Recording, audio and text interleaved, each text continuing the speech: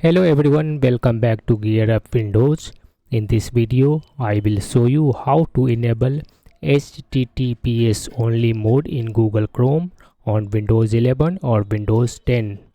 This feature forces Chrome to use secure HTTPS connections whenever possible and warns you before opening an insecure website. It helps protect your privacy and keeps your browsing more secure. So let's get started. First open Chrome browser. After that, click on this one triple dot menu in the top right corner and then click on settings. Then choose privacy and security in the left sidebar. On the right, click on security. Now scroll down to find the security connections section. Here you will find an option that says always use secure connections. Turn this one toggle on.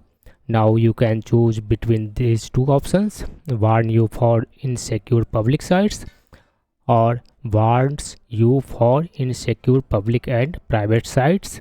That's it. Now Google Chrome will automatically try to upgrade websites from HTTP to HTTPS. If a website does not support HTTPS, Chrome will show you a warning before loading it. This protects you from insecure connections and reduces the risk of data interception. That's all. Bye.